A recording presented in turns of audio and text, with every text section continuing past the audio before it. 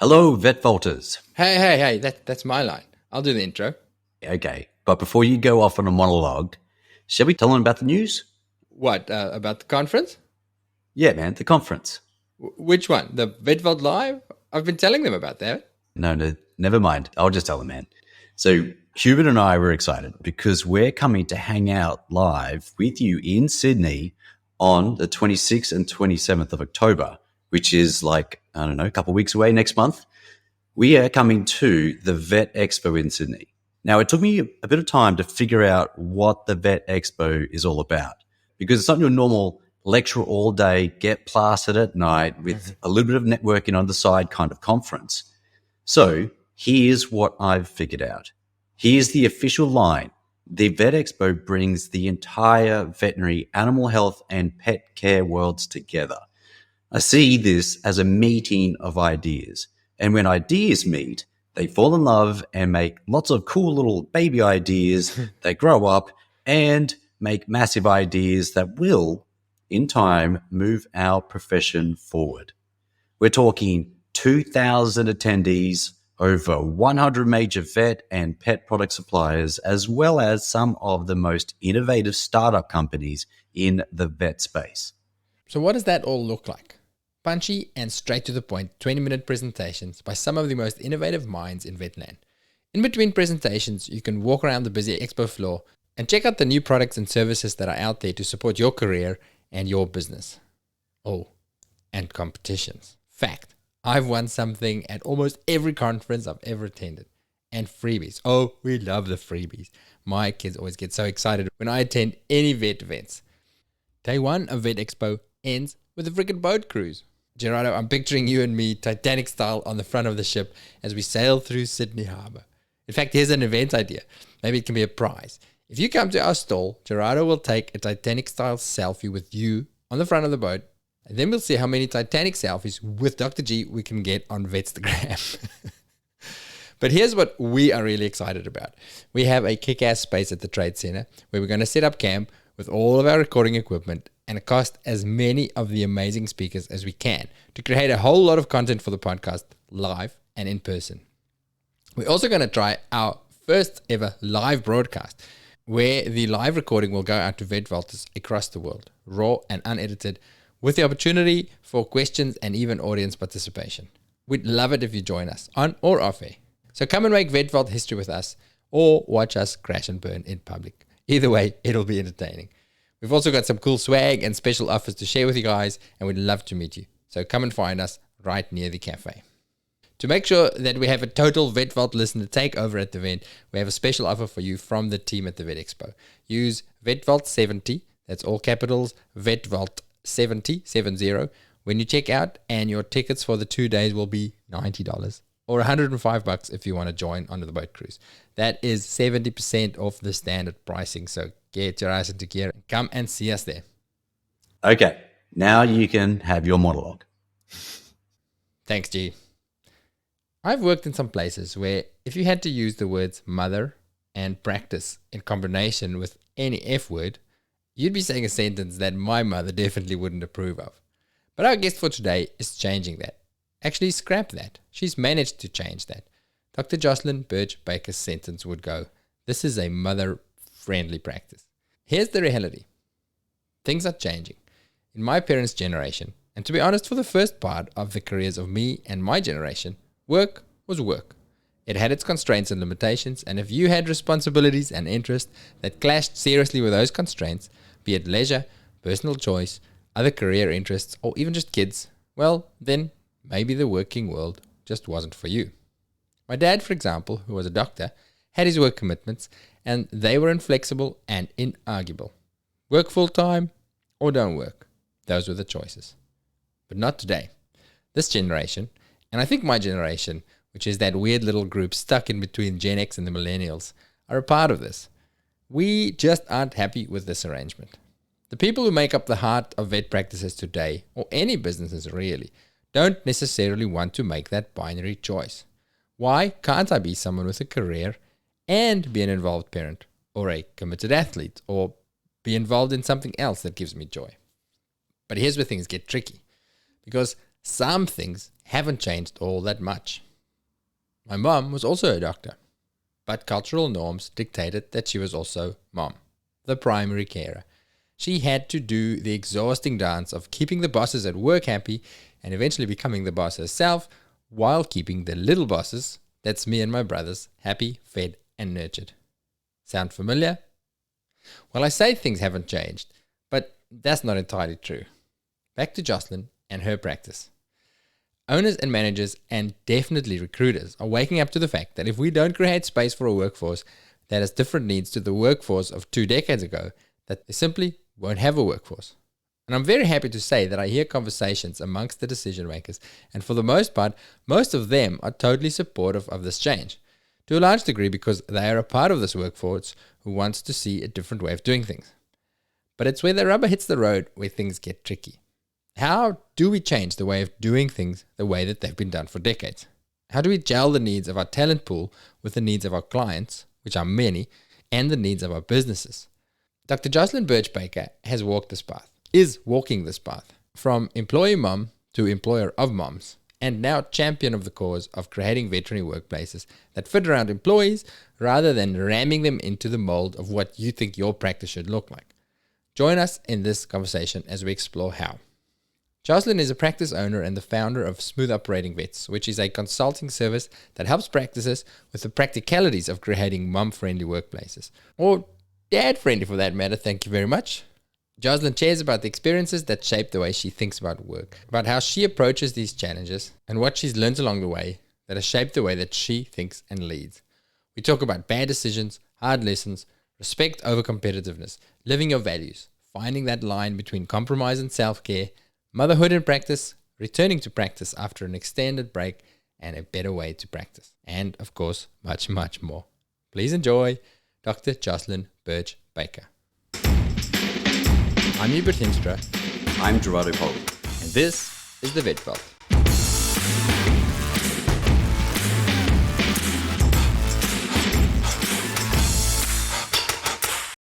Welcome to The Vet Vault. Thank you. Nice to be here. Hello, G. G's on the line today. Oh, he's on the line. He turns up. From time to time. I'm always here. Just sometimes I don't speak. That's not possible. Jocelyn, should we start with, let's jump in informal. Let's start with bad decisions, good stories. Bad decisions lead to good stories or can lead to good stories. Have you got an example that fits with that for us? Yeah, it didn't feel like a bad decision at the time. I trundled off and got married and kind of stopped my career and became a wife. And then I kind of realised, well, I was really not wife material, and so that didn't go very well. But I married a fellow and we went out.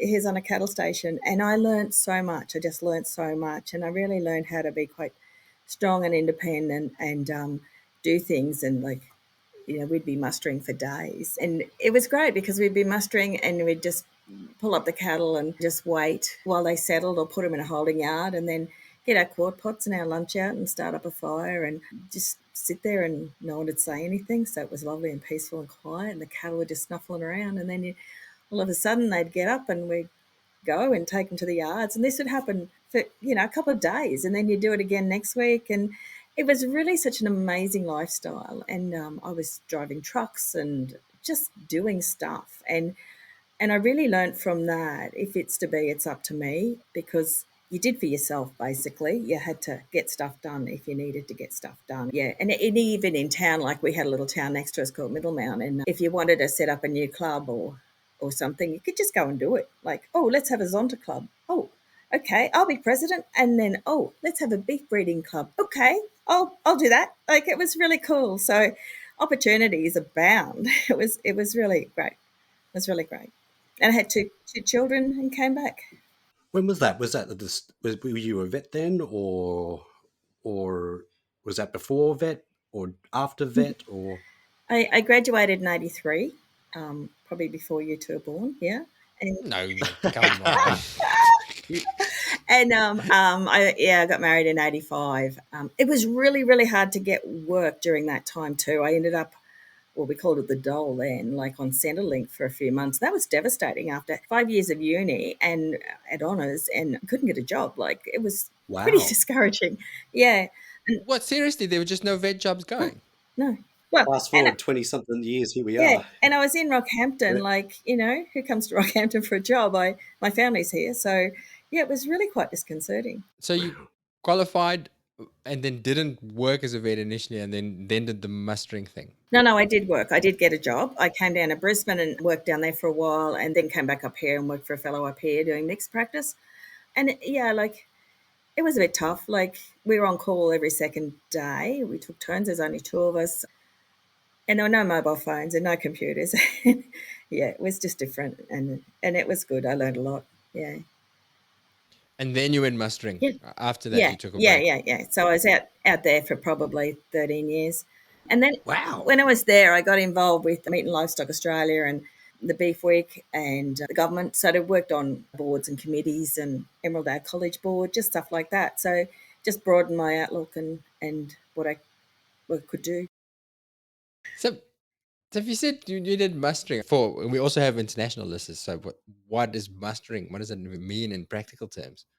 Oh, yeah. Well, out on a cattle station, like, you have a string of horses, and one of the lads would go out and on the motorbike and bring them into the yard, and then we'd have our breakfast and trundle up to the yard and catch a horse and either saddle up and the few of us would ride out from there down to the closer paddocks. Otherwise, we'd just pop them in the truck and truck them down the bottom end. So the place was, I forget how big it was, but I know one of the paddocks was 10,000 acres. So we actually did that in stages, like, you'd do one end of it and put them in Wow. the yard, brand your calves, wean whatever you're going to do, and then let them out. And then we'd go to the other end of the paddock and muster them in. But yeah, it was really calm, And I learned so much. These people I was with were incredible horse people and incredible cattle people. They were very in tune with the land and the cattle and the horses. It was great to learn from them. And then I did a bit of preg testing and stuff around the area, and that again was a great, because you'd go to another cattle station and they'd have high level Brahmins or something, and you go, okay, we'll just wait. We'll just let them make a decision if they're going to go into that race or not. Like, you don't hurry them.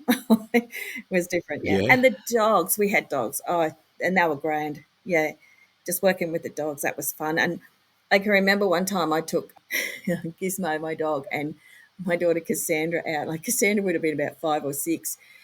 So we took these weaners back out, and they were pretty steady. They were fine. So I sent Cassandra out in the lead, and so she's on a little grey pony just at the front there, and she must have opened the gate, or maybe I opened the gate. Anyway, and the dog was just wandering about.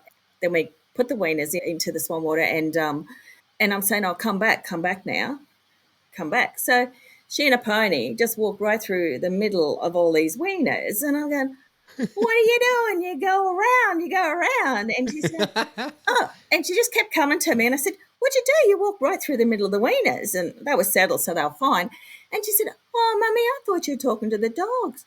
And I thought, oh, whoops, because you tell the dogs to go around, So, poor little Mike. But anyway, we got by. We had so much fun. Yeah. Wow. What an experience! So it's like in the movies, like the romantic vision that you get. Oh, of yeah, that's what I people thought. Yeah. droving in Australia. Yes, Well, what that's you what you thought. thought, but it wasn't. It was Yeah, 'cause hot, that's dry, that's dusty, and cold. Yeah. We had droughts. Yeah, there was no Hugh Jackman showering under a bucket. No. So sort of No. No, they had picturesque Yeah. streams and creeks Yeah, and dry. willows. Yeah. Oh, we had those days. It was really good. Yeah. But the cottage, like 1-bedroom cottage, no power. We had a welded generator there, and it was a bit hard for me to, like, I wasn't quite strong enough to get it going every time. So sometimes I just wait in the dark for someone to come home, put the power on, and no phone, no phone there. It was good. It was different. It won't happen again. Yeah. I listen to this and I just go, oh, myself, present company included, are so soft. I was good with cattle, I Tell think, us about it. until like a 1,200 kilo bull busted out of the crush as we were trying to collect semen from it, and it turned around and faced us. And then I was there with my massive Akubra hat, which I thought was super sexy, and I was in 5th year. And then I looked around everywhere else, and then The lecturer and half the students were behind the car. Yeah. The other half of the students were behind the crush. And it was just me facing off this bull about 3 meters away. And I was terrified. I didn't know what to do. And I just went, "Rah!" And it ran away. And I was like, oh my God, I almost just died. People go, Gerardo, you're so so brave. You brave, go, yes. no, I was just too stupid to run. I was just too stupid to run fast. It was slow-mo. And I was like, wow, this is incredibly scary right now. Yeah, no, Oh, you man. you experience a bit of stuff, don't you, during your life, and and then you respond, react, whatever you do, and learn and move on. Yeah. So there's a lot in that, isn't there? Are there major things that you think you took away from that experience that you've taken Yeah. to where you are now? Because you've achieved a lot. Did you learn things there that you didn't know before that you apply in your everyday life? Yeah, I think so. I think I learned a lot of self-reliance because we just didn't have food on tap. We didn't have phones. We just didn't have everyday stuff. And I really work with that. If it is to be, it's up to me. And I think my daughters have learnt that as well. They sort of had this thing with, she said she would and then she did.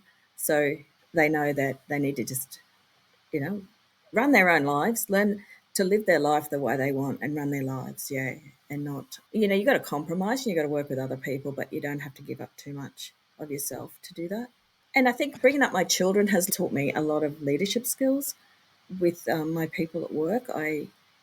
You encourage your children and you watch them and you watch them make mistakes and they come to you and they want you to fix it all and you go, yeah, I can help you there, but you have to kind of do it yourself as well. And all that, they're so precious to you. Your children are so precious to you. You don't want anything to go wrong with them, but you have to teach them and help them be strong and just, be themselves as well. Like if they do something that you think, oh, I wish I wouldn't do that, that you're there for them if it doesn't work out. And it probably work out because I haven't got the strength to do something that they're going to do doesn't mean that they don't. They do.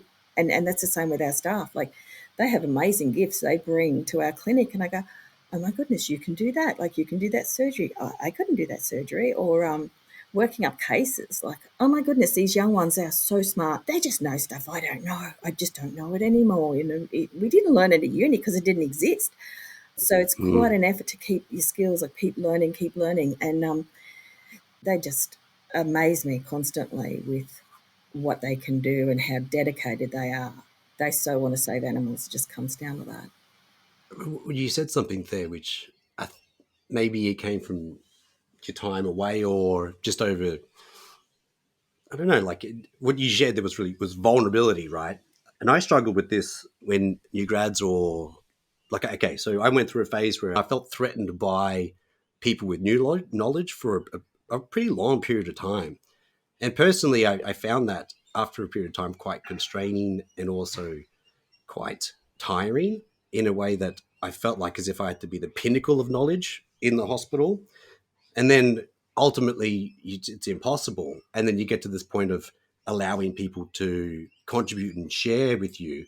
And then you acknowledge the knowledge that they know that you don't. But what was it for you? Like, do you remember a point where you just go, whoa, these guys have something they can contribute to me and allowing that in? Because I would find that a lot of senior vets and practice owners kind of might struggle with that. I think it probably comes right back to when we came back to Rockhampton and I hadn't practiced for 10 years, just a little locum here and there. I've just felt so far behind.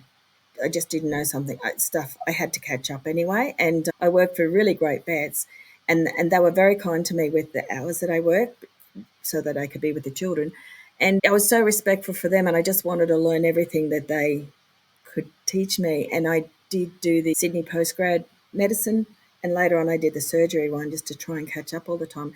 But yeah, I just love watching other people work. I mean, I work for a guy in Yeppoon and I love watching him do surgery. Like it was like watching a show or something because he was so precise and so kind. And yeah, I don't know. I just always felt that you could learn more stuff and there's other people that know stuff that I don't know. And your lady the other day, Elizabeth, collecting horses. Oh man, that.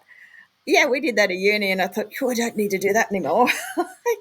That was me. I was like, that's one life-threatening thing I'm not keen to try again.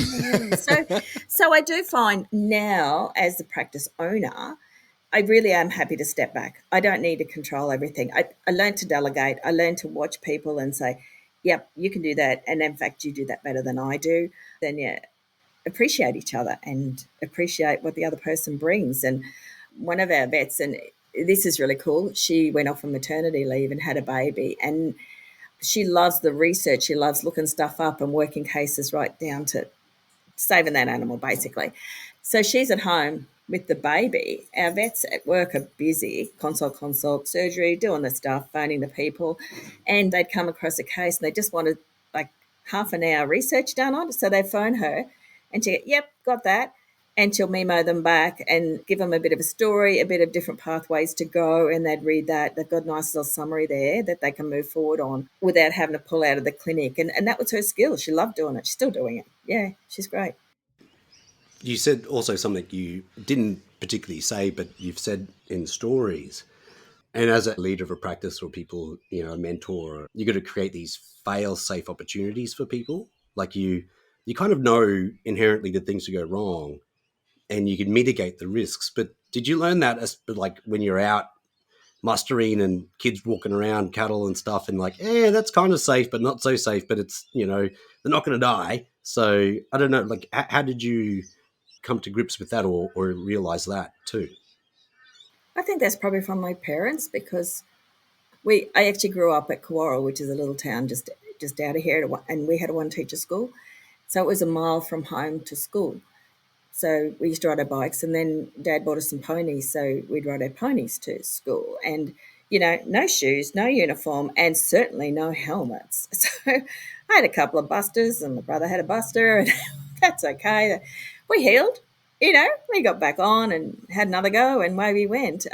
So I guess as a child, and honestly, we were just roaming around that country all the time with our bikes, and there was no market, so you'd be finding fruit on the fruit trees and mushrooms and whatever. Like we'd take a fry pan and a bit of butter and some matches out and pick mushrooms and have a nice little picnic and go home. So we're allowed to do all that stuff, just have adventures. And I've always encouraged my children to have adventures. And I mean, they did pony club, show jumping, and a little bit of eventing and a bit of dressage. So we had a F-250 truck and a gooseneck, and away we'd go. And I'd actually have to sit on a cushion because I couldn't see out of the front windscreen. But anyway, and so there's the three of us traveling around in this with these two big horses, and things would go wrong. We'd get a flat battery or a flat tire, and you just kind of have to take a breath and go and fix it. So life's like that, isn't it? Things happen, and you've just got to take a breath and go, how can I deal with this? And you support your children and you support your people at work. And yeah, we've had unexpected deaths at work with animals, and I make sure I'm there for them. I go and see them that night and talk to them and tell them we've all been there. It's okay. How can we readdress it? And at work, we've got our 5 rules. The first one is the intent is good. So we know every person in that clinic wants to do the right thing. That's why they want to look after those animals and save those animals. The other one is no blame policy.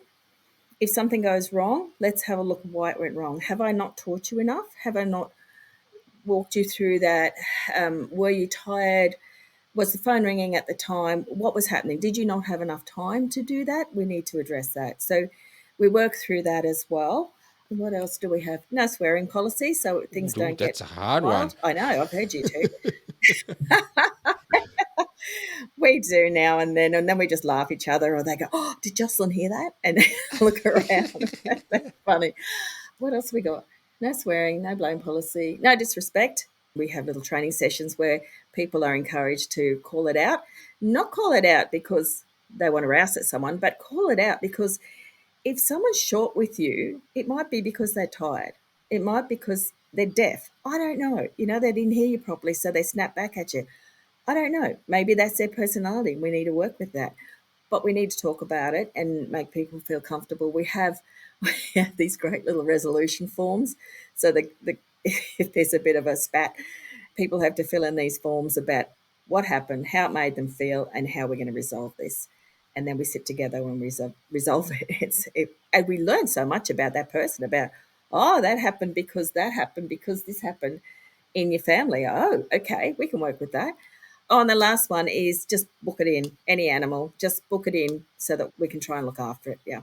I really like those. That has, we fast forwarded to where we wanted to go here. We'll come back to a few other things, but we've got to dig into the 5 rules. I love that. The Mm. first things I will say is I love that they call it out thing. I recorded the other day with Rhonda, a psychologist that we've had on here a couple of times, about compassion fatigue, and that is actually one of the strategies to combat compassion fatigue is to call it out. She says because the person who is on the road to compassion fatigue or often is quite unaware of it and will act out in certain ways that other people are often faster to pick up on, to go, well, you're not yourself. You're not normally a snappy. Mm, mm. I almost said a swear word, but I'm not allowed to swear in front of Oh, Justin. no. And then calling it out, saying, hey, are you okay? Because you really are not yourself. You're not as kind as you normally are, or you snapped at me earlier. And that can actually catch them and make them reevaluate and go, yeah, or I'm not. Why? What is up? Why am I? Do I need a break, or do I need, as you say, do I need the toilet or something like that? Yeah. And then how do you not enforce? That's the wrong word.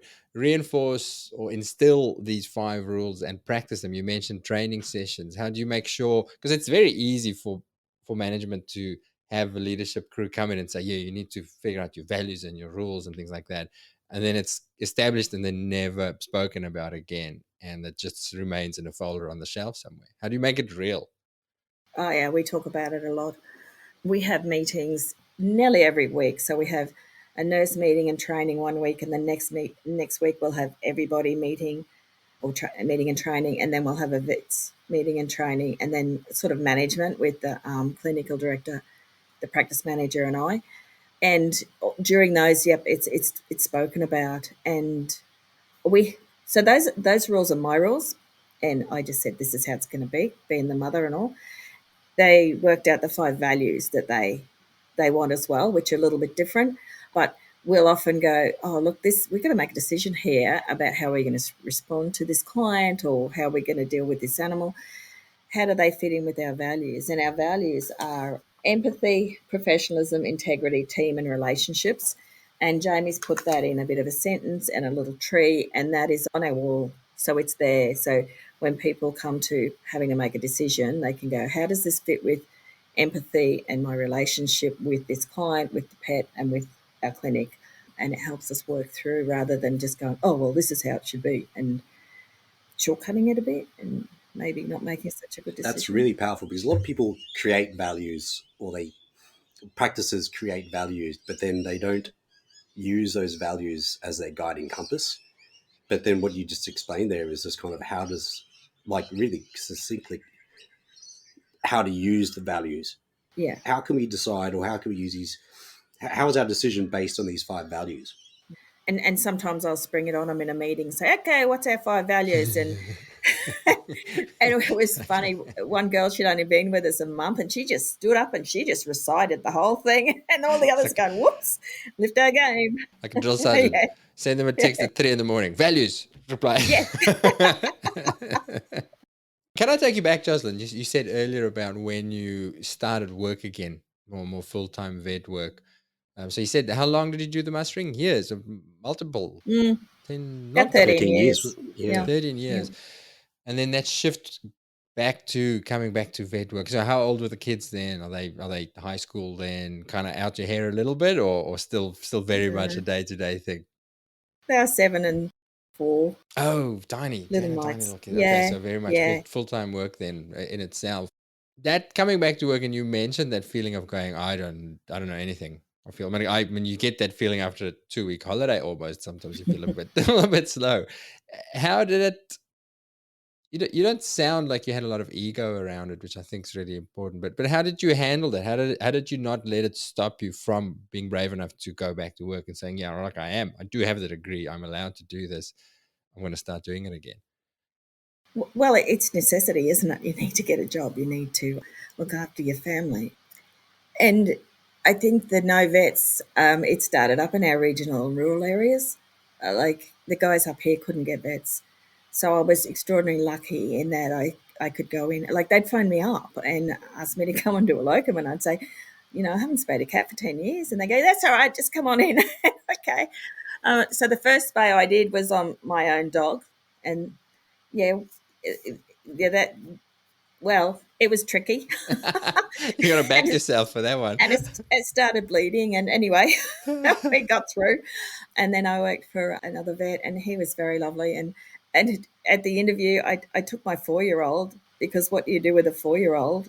My other one had just started school, the 7-year-old. So, I trundled with the little one, and that makes it quite clear that I had these other responsibilities. And he was a lovely family man. He was just great, and we negotiated some hours, and it was casual. I just watched what everyone was doing and did whatever I could, and I can't even remember. Like the anaesthetics were much the same. I think your surgery was much the same. I think they've changed a lot in the last 20 years that I've been practicing. But when I came back then, we were still using Thio and stuff. And actually, I felt so blessed to be able to go and find a job that I loved and that I could become good at again. And yeah, and people wanted me. Like, to feel wanted is really important for people, and respected. Yeah, it was amazing. A lot of vets would struggle then with this big imposter syndrome, right? They come back, they have this, they know and they feel this deficit in knowledge, and it just plays in their head all the time. Not good enough, not good enough. You said there in the end that something along the lines of like, I want to get good at this again. But what was the mindset, I suppose? What were your thoughts when you got back into practice? It was, you felt overwhelmed, this big gap between your knowledge and the knowledge you felt like you need to be at. You said necessity is a powerful driver for change and for people taking action. But what was it for you? Thinking back, it was really hard. And I had just amazing support around me. Like, I made a lot of friends. And the friends I made through work, they're really good, and they help you through, and they talk to you about stuff. And you look up every case you come across and just talk to people and try and find out how to do things. I think I had a lot to deal with anyway, because, going through divorce, new career, because everything I was doing before was the beef industry, and now I had no beef industry. Like, it had all gone. I was just this person in Rocky. So being a vet was really, really, really important, because that's what I could do. That's who I was. And yeah, I was going to be really good at it, because I was prepared to do the hard yards and learn and work. And when the kids were away, I just work all weekend, whatever was there, I'd be there with the other vet. Yeah, doing whatever I could to learn whatever I could, following him around. It was grand, yeah. It's hard. I'm going to jump in here for a second. I know you're loving Jocelyn, but I need to interject here to plug our clinical podcast.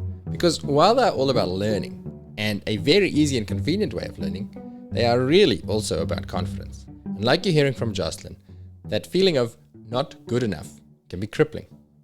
But instead of me going on about it, I'm going to read some extracts from a couple of emails we received in the last week or so from subscribers. The clinical series is hands down the best continuing education source I've come across for actually getting the stuff you want to know or didn't even know you wanted to know into your head. I've always struggled with motivation to pick up a textbook after work, and there is so much to learn that it's hard to know where to start. But your podcasts are so engaging, practical and interesting, with such good experts that I look forward to new episodes each week. Even though half of the info you end up forgetting, you know that you've listened to something on the topic, and it's so easy to pull up the show notes, especially now that they're on the Google Drive, and at least sound smart to the clients. So many times they've helped me out. But for sure recently, after literally finishing the series on GDVs on the drive to work that morning, the classic 5 p.m. Friday GDV came in. And although I'd only done one previously, which didn't go well, I found myself being the one who knew what to do. This one is still alive. And then the next email, that one made my day. And the next email, nice short one. I have to say that I'd fallen into a little bit of a stagnant funk. And the podcast has really re-sparked my passion to be the best vet that I can be and keep learning. Now, if that sounds like something that you can use, go and check it out at vvn.supercast.com to get out of that funk and be the one who knows what to do. There's also a free trial, so if you try it and you don't like it, just go ahead and cancel. I won't be offended, but I don't think you will. And then if you want to do a real deep dive for a couple of days while connecting with your fellow vets, come and join us in Noosa from 22 to 25 November. There's also a shorter option available if you're time limited, but it's our first ever VetVault live event with the oracles of small animal medicine, Professor Jill Madison and Professor David Church. Now, if you don't know who those two are and you've never seen them live, then you should hit pause and go and book right now. You really are missing out. The link for the conference is in the show description wherever you're listening. We're having 2 days of really deep thinking and learning with these two, all about endocrinology and clinical reasoning. But it's very VetVault style, so lots of discussions, lots of questions, lots of cases. And then beyond the clinical stuff, we're also doing some serious unwinding. It is Noosa after all. So we are kayaking and we're hiking and we are hopefully surfing and tasting gin and eating ice cream and having beach days. And we also have an epic 4-hour session with Philip McKernan from episode 70. If you haven't listened to that one, do yourself a favor and go and listen. We're hosting this one in a small town movie theater in the countryside. We'd love to have you there. So go to that site that's in the show description, and when you book, use the code VVListener, that's all capital letters, at checkout to save $300 on the ticket price. Okay, back to Jocelyn. The scary thing, I know, well, I can make it really personal. I was going to say I know of lots of mom vets and dads sometimes. I don't want to, but it's because of culture and tradition, it mostly is moms, but who are in that situation where they go, oh, maybe we're over the baby stage, but it's been a few years and I'm reluctant and that maybe that necessity is not there. Maybe there is still another income. So it's not like you're going to starve or lose your home if you don't work.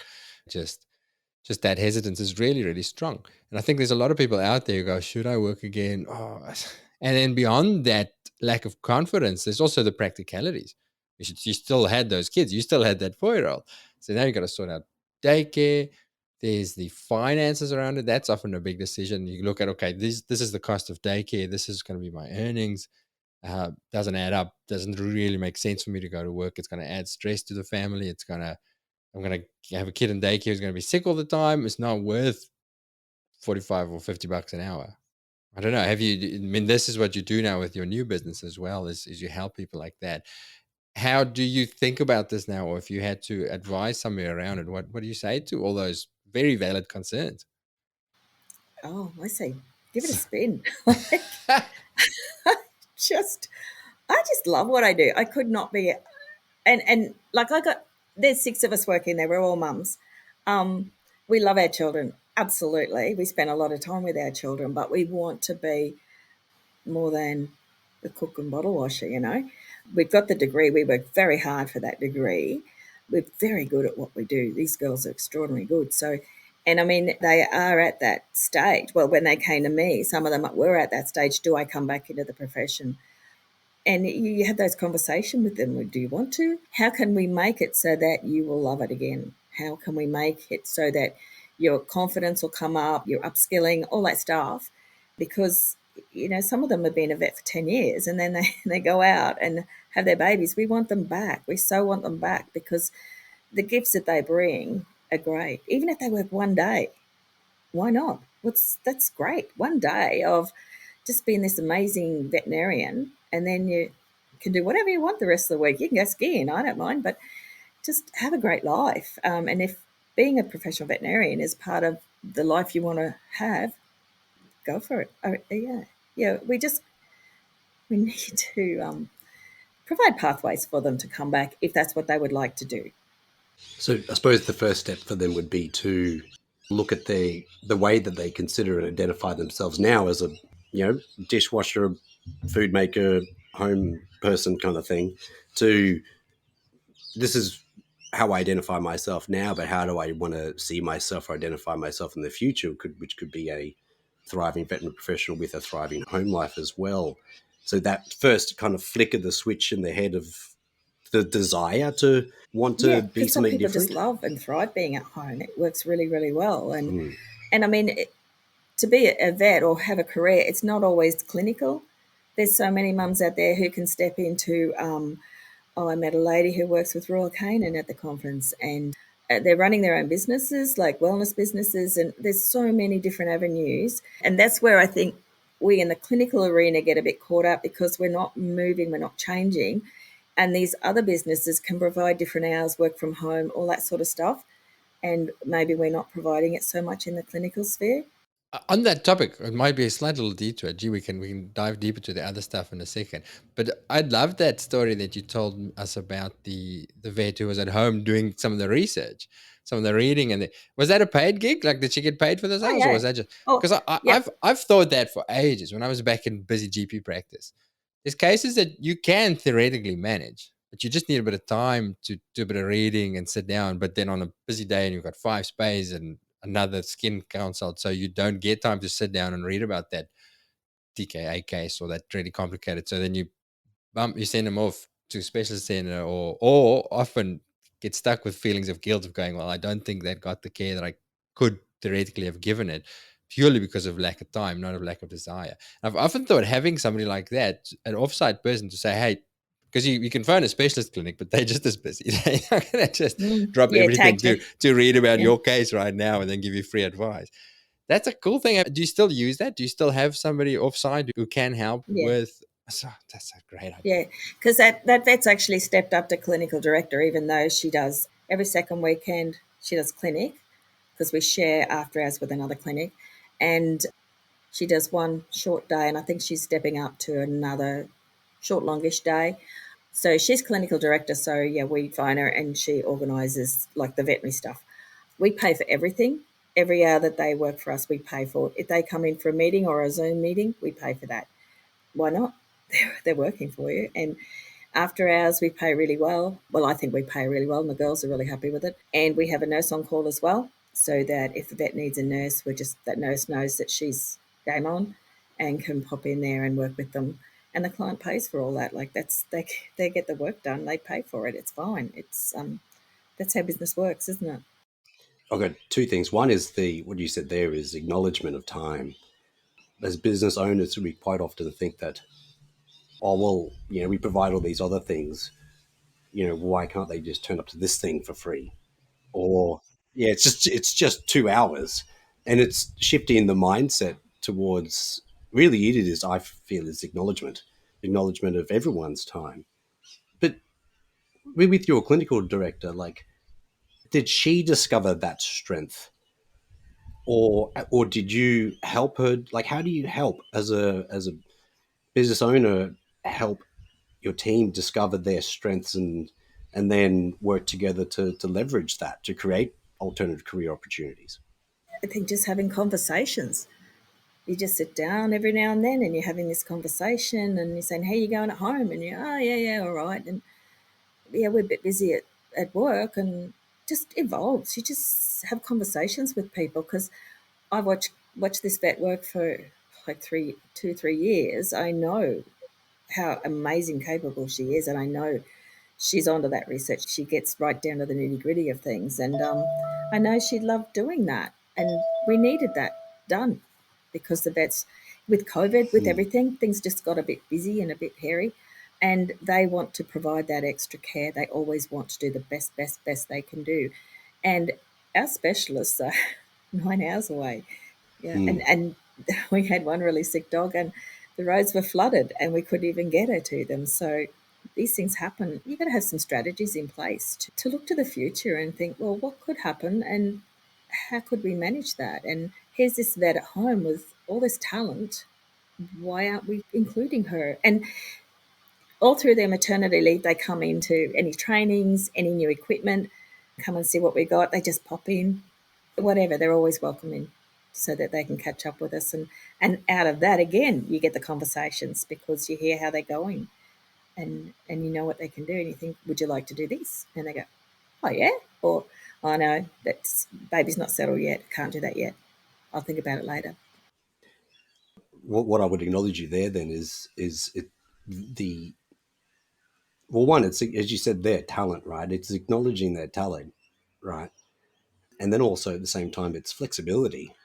It's like the conversations you're having are around retaining talent to some degree, and everyone transitions. Everyone gets to a point where, hey, look, I've done this enough, and I want to try something different. And then a business owner can get caught within the confines of what does a the standard veterinary career look like? What should a veterinarian do? And they had this stereotype of this, role. This is the role that the vet plays.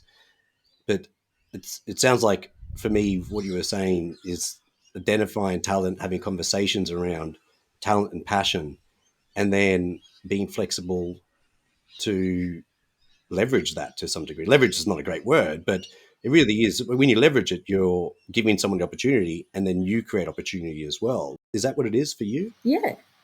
Yeah. We can't get vets here in Rocky. Why?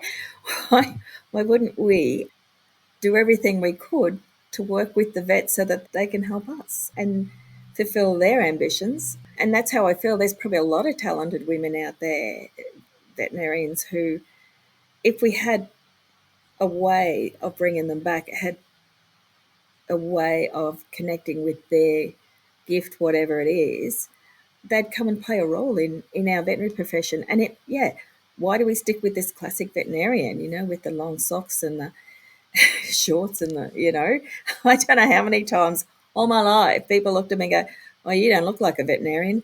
No, I don't. Not in the 80s. So I guess I've always been thinking, well, what are the different things we can do? Why do we have to stick to the same old, same old? I get bored pretty with that. I'm so curious about these things, because again, Gerardo talks about flexibility, and it's easy to be flexible in some things, but then there are other things around practice, and this is more thinking from a practice owner perspective, that are, or maybe they aren't, but they feel like they are less flexible. And there's a clash there, because you have, as you said, we have this veterinary crisis. There are no vets. Everybody's shouting, "Where are all the vets?" Probably a lot of them are sitting at home because of the situation. They're moms, they're talented, they want to work, but I can't work until 6, 7 at night, because who's going to pick the kids up? What's going to happen when the kids are sick? I can't afford a nanny because my pay is shit. Sorry, swearing, sorry. Just I got you sorted. or it makes no sense for me to work because my partner earns twice as much as me and somebody's going to take care of the kids. So all these things that we get stuck on. What are things that we perceive as inflexible that creates that clash between moms and workplaces, veterinary workplaces, that you think we as a profession are getting wrong, that can potentially change? That's a big question. Sorry. Okay, we'll start with the ads. They're so depressing. Full time, vet wanted full time or part time, and full well they want full time.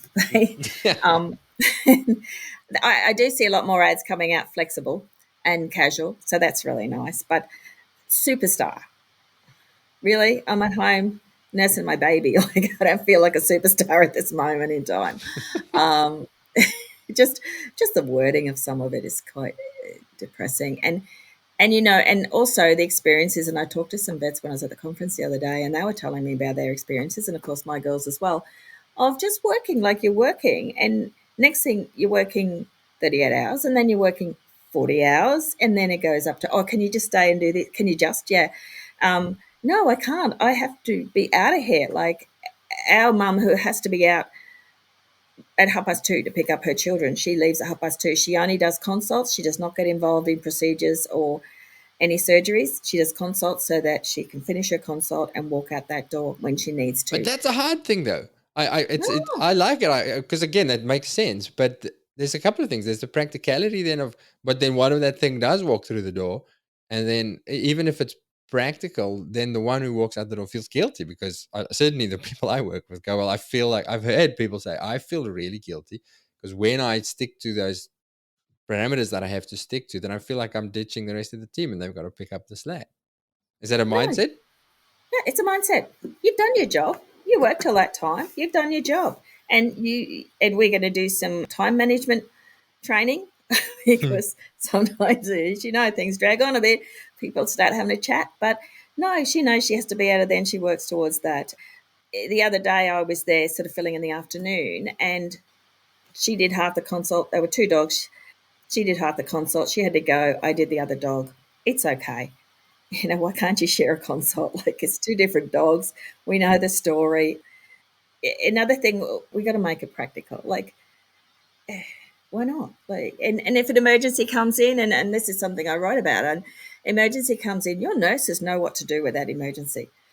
That vet can sit down and say, okay, I've got this emergency. Tell the people who are waiting, I just need to address this. They'll understand. They'll go, oh, cool, an emergency. You just say to your nurses, can you do this, this, and this, and this, and this for me? And, they might be busy as well, but I'm sure they can take a bit of time out to just get that animal settled, like 20, 30 minutes, get the animal on fluids, do some bloods, whatever needs to be done, get it settled, your painkillers, and then that vet can finish a consults and go to it, or deal with it and then finish a consults, or the next vet that's on will be available to do some consults. But you have the conversation with the owners. Excuse me, we've had an emergency. Please understand that we have to deal with this before we can vaccinate your dog. And they love it. They think that's grand. And they can tell their friends about it. And I went to the vet and they had this emergency and there was blood everywhere. And the vets got there and the nurses were looking after it. It's grand. Another thing that we're doing, and this was a surprise to me, the girls came to me and said, can we finish at 5 o'clock instead of 6 o'clock? And I thought, ongoing as a permanent change. Yeah. Yeah. Okay. Oh, yeah. And I went, whoa. How are we going to do that? And they said, well, we could stay late one night. Okay. So we're going to give that spin we'll start in August. And, they're home with their family at 5 o'clock when the kids are just giving everyone heck. They're unsettled. They're home from school. They've got, homework stuff to do. That's the time that your family can kind of come together. And we're still available. We're still on call. We're still available to our clients. That time of the day with kids, to me, that's a really good excuse not to be at home. Sorry, Well, I'd you're love to naughty. be there, but I'd love to be there. love to be at sure. home, but it's work finishes at 7. That's so cool. But I don't know if you listened to the Philip McKernan episode, Jocelyn, the chat we had with him, and that this brings to mind that thing that he said to me about when I said, yeah, but do we have to? And he said, no, you think you have to. As a practice, as a business, as a culture, as the way we run things, we think we have to do these things, but nobody says we have to. You don't have to be there till 7. You don't have to finish that whole consult yourself. You can actually tap out and say, hey, can you help me? Yeah. You said a couple things there, which I think frames the flexibility that you create within your practice. And it's the question, because the instant reaction is, oh, no, or it can't fit because of, it won't work because of. And for me, that's, as a hospital director, when I was a hospital director, it was like that's the instant kind of, the structures, this is the process, this is the procedure, this is the way the hospital runs. But then what you said there was, you said two things, and I think they're powerful questions. One is, why not? Why not? Like, why not give this a go? Why not? It's like, because we often think that decisions are irreversible. We make a choice and we can't go back, and if it has to be 100% correct. And that's one of the big things that holds us back as a drag anchor in our career. We think that decisions are final, but you just roll with it after, and then you adjust and change. You be flexible with the outcome. But so one is, why not? But the second thing is, you said, how can we make this work? And I think that's probably the most powerful question there is, so you want to stop at 5, or how can we make this work? I think the mindset you have is a kind of how, why not learning and flexible mindset. And I think that's contributed greatly to where you are. And my partner, he's like no veterinary, like not even a dog, like no veterinary experience at all when we stepped in buying high street. He's a hydrographer by profession, so good with numbers. That's good. You can do the pays and the number stuff. And he kept saying, why are you doing it like this? Why do you do consults in the morning and procedures in the middle and then consult? Why do you do it like that?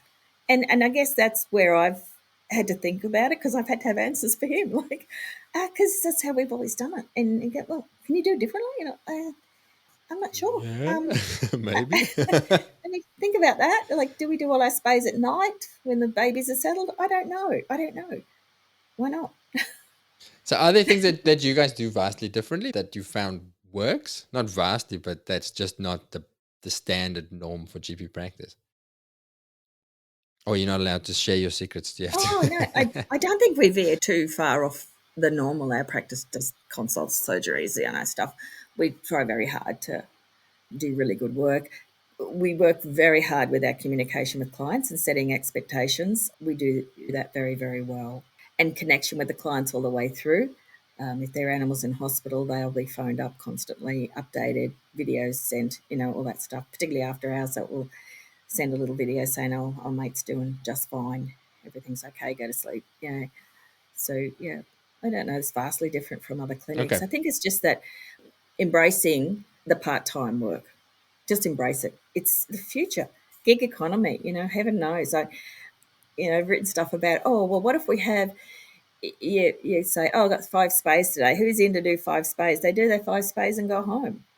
I can do 5 spays with my kids wherever. You don't have to do everything. And as Ian says to me, nobody does 24-hour consults. Like, they can come in and out. You just, do your bit and then leave. You don't have to be there 24/7. You've got backup. You've got your mate. You've got your other vet.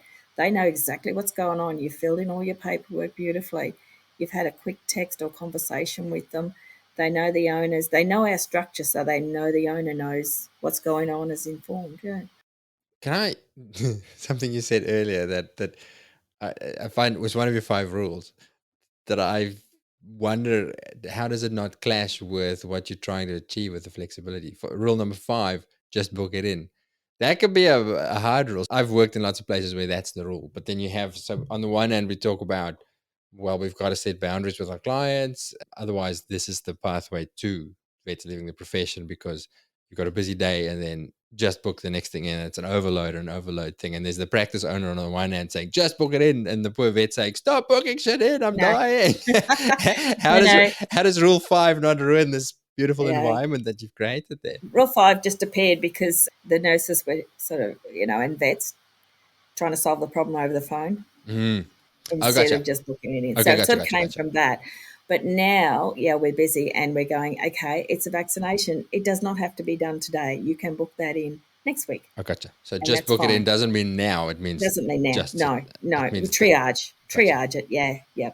And we use EasyVet, and everything's blocked. Like, there's lunches are blocked out, vet discharge times are blocked out, nurse discharge times. Everything's got its place, so that you can look at your thing and know, okay, I've got space in there to pop some x-rays of that dog that I saw this morning. Or if I haven't, I'll see if the nurses can do it, or, find a way. And it doesn't always work. That's okay too. By the end of the day, it's working. It's okay. Yeah. Sounds like a great place to work in. I like it. Would you? I was going to say I'd want to come and work there, but I don't know. Would you take a male, or is it mum's only? I know. We've got a student in there that's a male for kid. He's doing all right. He's just a school student, but So it's not by design. Like, you don't have a preference to employ female vets or mums or female staff. No. There's not a lot of male vets out there. That's another thing. Oh, we did have a vet student, male, come up, and he's a rocky lad. And I thought, oh my goodness, this is going to be interesting. Anyway, he was there for 2 weeks, I think, and he was the nicest, loveliest person you could ever meet. He was an absolute gem. Yeah, I would love him to come and work for us, but I think he wants to do a bit of cattle work and mixed. So, one day he'll come back to Smallies. That'll be nice. They definitely remember those memorable experiences and the environments that they do prac work in, and that sets the bar. Every time they go somewhere, they get this bar, and it frames what a practice should be like, or what I liked about a practice. So the value that you delivered was amazing, but also at the same time, if you deliver exceptional experience, then if they do want to go back, then they know that this is a place where I want to go back to. Well, a few of our vets are students that have done prac work with us, and they've come back to us. Yeah. And look, we have to be. I always am mindful about talking about women and mums, and it shouldn't be a differentiator. We shouldn't differentiate, but culture does, so that's why we talk about it. The reality is, it is traditionally the way it is. But I mean, that vet student that you had, male vet student, that might be the reason why he comes back, because he also would like flexibility to spend time with his family and do other stuff. And because there's that, on the flip side, there's that expectation. Well, you're the breadwinner, so you can just do all those massive days and suck it up, because that's just what middle-aged men do. I try and And avoid that, but I do sometimes feel like people judge me for it. yeah, and they can't keep doing that. It's not. People burn out and suffer, and it's really tough. Like, what, you get one life. You've got to enjoy that life. If you want to be a workaholic and work all that time, that's fine and do it. But not everyone wants to do that. They do want to enjoy their life. And yeah, go skiing. All our girls have been skiing recently, so it's in my head. But yeah, spend time with your family. Go out. I mean, we live here. We can go to the islands in half an hour in a boat, or out west, up north, anywhere. Like, you can travel around. And one of our vets got a camper van, so she and her husband, the baby, they just go every weekend, every second weekend, because she works for us, the other ones, and get out of here and go camping. So I think for the whole veterinary profession, I think relooking at the work times and the workspaces would be a really good idea. And just to add there, it's like for them to be able to do that requires two things. Is one is for them to discover and get clear about what it is that they need or they want outside of their career, and then a workplace that has a progressive mindset where they allow agility, flexibility, and maybe out of necessity to you need that in order to retain. But it's a combination of the two, as opposed to the vet gets to a point where generally they get clarity from a burnout period or something like that, some kind of necessity where they've just gotten crashed and they're like, now I need to reevaluate. And if you match that vet with a practice where they have this rigid structure, it's because we do this, then that vet obviously is going to leave. Whereas it sounds like the environment that you've created is one of collaboration and with mutual goals and outcomes. And how can we work together to do the things that we want to Yeah, do? yeah. Well, the collaboration is really, really important within our clinic. And like, they do a tag team when they're on call. One will do Friday night. So I think I was going to write it up because it's ABC, vet, and D. And, two of us worked Friday, and then another vet did Friday night. And then one of the Friday vets did Saturday morning, and another vet did Saturday through to Sunday. And someone else did Sunday night, and they just pass it on. I mean, who even says you have to be on call for 3 nights in a row because it's a weekend? You don't. You just don't. And they collaborate. I don't even interfere with that. I don't know what's going on. I just know someone's going to be there.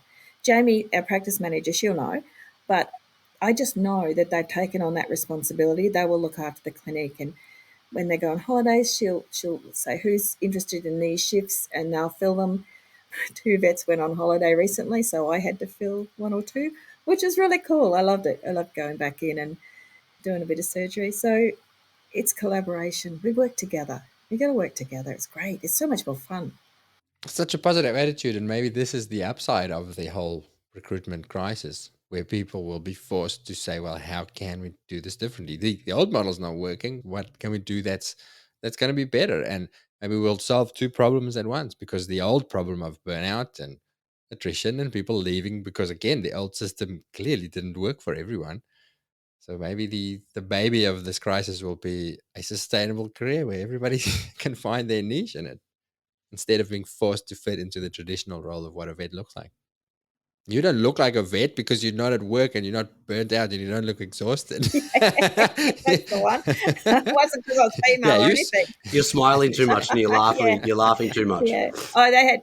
I just talking to one of our vets this morning, and she said one of the vets brought in hula hoops. They're all at the back there, seeing if they can do the most hula hoop things, whatever you do with hula hoops. So, that's how they spend their lunch hour. Good on them. And the God, sunshine. God. But I really think, just to throw it in there, I really think that all our professions and all our workplaces in the whole of Australia, whole of the world, need to start addressing this issue. I just hear from my daughters and other professions, they don't know how they're going to cope, how they're going to manage it once they have a family. And they're highly, like you say, talented professional people who are doing an amazing job. So I think we all need to have a bit of a conversation and a look at it. That's amazing. All right. Unless you've got anything else, G, should we wrap up with our... You listen to podcasts, Jocelyn? It sounds like you do. You found us on a I podcast. found you guys, yeah. Yeah, well, one of our vets told me about you, I think. And I love that grief one. And I think you said the lady's name before. That was Rhonda. amazing. And you know how your vets will sometimes come to you, or not your vets, your staff, anyone, and tell you about something, and you go, I would like you to listen to that podcast, or your grief one. This is the time that you need to listen to this, because what you said and did was the right thing, and this will clarify it for you and help you understand more about it, and that you are right, you are good. It's 10 minutes to work, so I don't get a lot of time to listen. I don't drive as much as I used to when I was at West. I listen to a little bit about women's agenda, as you do. You probably don't, but I do. But books books are my thing. I just love books. I love libraries, I love bookshops, and I just love reading books and books and books. And the ones that I love are the E-Myth Veterinarian. I think every practice owner should read that. And Simon Sinek, how great is he? Yeah, and I listen to his podcast. And Yuval Harari, he wrote Homo Deus.